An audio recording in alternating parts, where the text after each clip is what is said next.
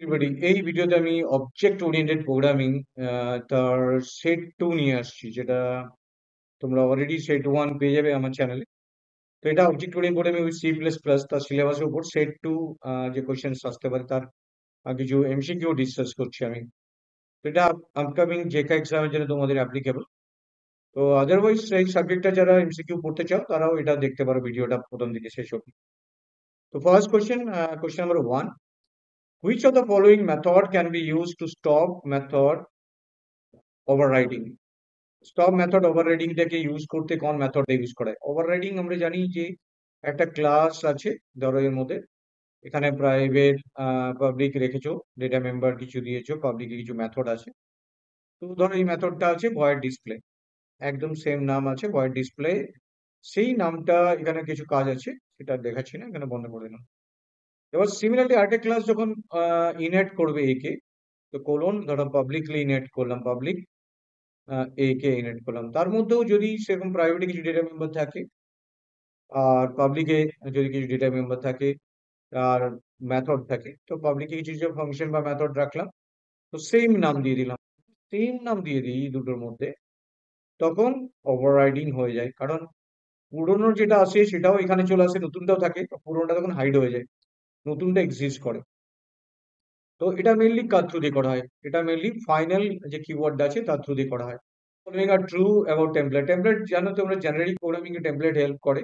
তো টেমপ্লেট এখানে কি কাজে লাগে সে তার কিছু পয়েন্ট দেওয়া আছে, দেখো। Template allow the creation of function and classes that can operate on any data type. A function template can have multiple return types. Class template can have non-type parameters. Template resolve at compile time. Which options are correct? এখানে যে options গুলো দেওয়া আছে তাদের মধ্যে কোনটা correct, দেখো এটা ভালো করে বোঝো যে কি হচ্ছে। তো এরটা দেখো, এরটা বলছে template are allow the creation of function and classes that operate on any data type, right answer. তো এটা একদম রাইট অ্যান্সার আছে। A function template can have multiple return type, no, এটা ফলস আছে। A class template can have non type parameters, yes হতে পারে, non type parameter থাকতে পারে, C right. Template are resolve at compile time, right, that is ACD. তো তিনটে যেখানে আছে দেখো কোনটাতে আছে, ডেফিনেটলি এটা আছে এসিডি। বিটা একমাত্র রং আছে, যেখানে বলছে multiple return type, multiple return type হয় না, সিঙ্গেল রিটার্ন টাইপ হয়। নেক্সট কোশ্চেন নাম্বার 3 তে আসছে।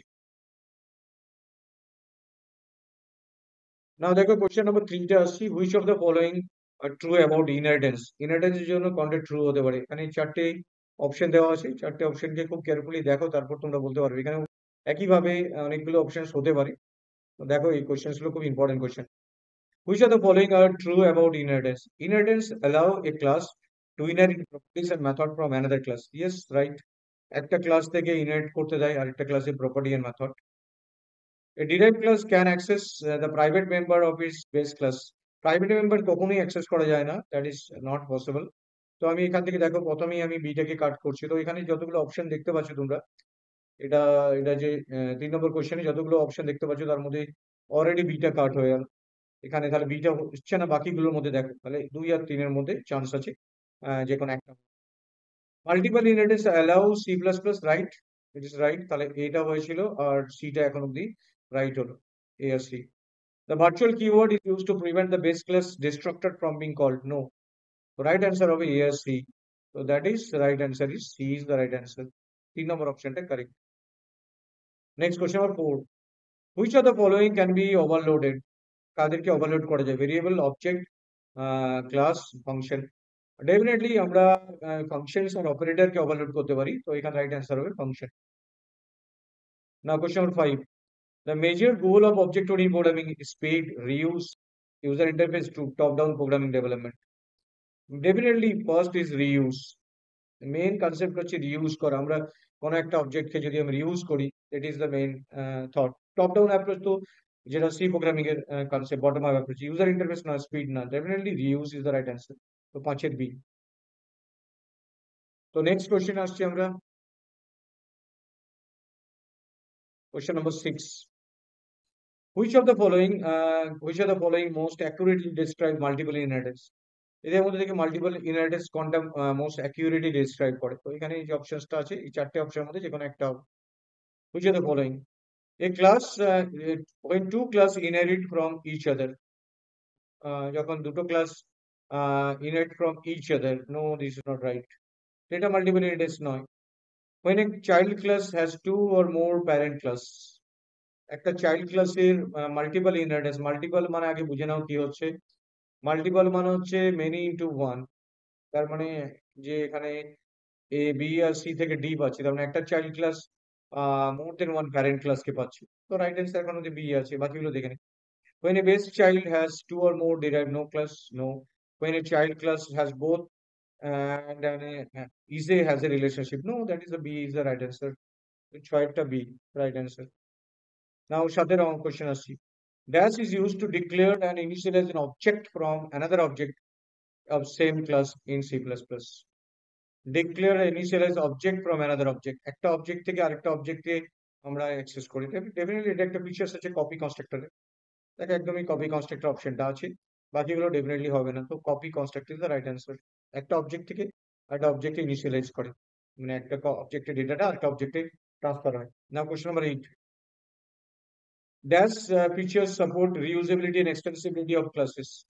Reusability and extensibility definitely একটাই অপশন সাপোর্ট করে, দ্যাট ইজ ইনহেরিটেন্স। তো আর্টিকটা সি।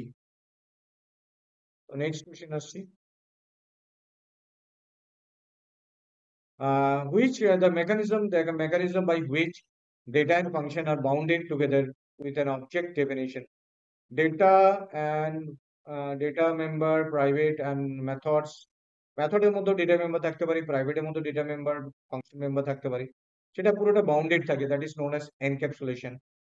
ক্যাপসুলের মধ্যে থাকে, ক্লাস ফর্মেট এটাকে রাখা হয়। রাইট অ্যান্সার ইজ এনক্যাপসুলেশন, খুব ইম্পর্টেন্ট জিনিস এটা। Now question number 10, last question of this set, in which case it is mandatory to provide destructor in a class. Destructor কখন mandatory? Almost every class, no, every class দিতেও পারি নাও পারি। Class for which two or more than two objects will be created, no. Class for which copy constructor, no. Class whose object will be created dynamically. যখন কোনো object dynamically create করতে হবে, তখন আমাকে force করতে হবে সেটা ডাইনামিকলি ডিলিট করার জন্য।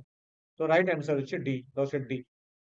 তো এটা আমি ম্যান্ডেটরি, মানে আমাকে সেই ক্ষেত্রে ম্যান্ডেটরি আমাকে দিতেই হবে, যেহেতু ডাইনামিকলি ক্রিয়েট হয়েছে নিউ দিয়ে। তো ডিলিট দিয়ে ওটাকে ডিলিট করতে হবে ডিস্ট্রাক্টর, যখন অবজেক্টটা ফাইনালি ইউজ হবে না তখন ওটা অটোমেটিকলি ডিস্ট্রয় হয়ে যাবে with help of destructor. So thank you very much for watching this video. Definitely চ্যানেলটা বন্ধু বান্ধবদের শেয়ার করো। তো এই প্রত্যেকটা সাবজেক্টের উপর আমার বিভিন্ন সেট অফ কোশ্চেন আসছে, তো তোমরা আমার চ্যানেলে চেকার সব সাবজেক্টেরই এমসিকিউ কোশ্চেন পেয়ে যাবে। তো thank you very much for watching this video, share and subscribe. Thank you.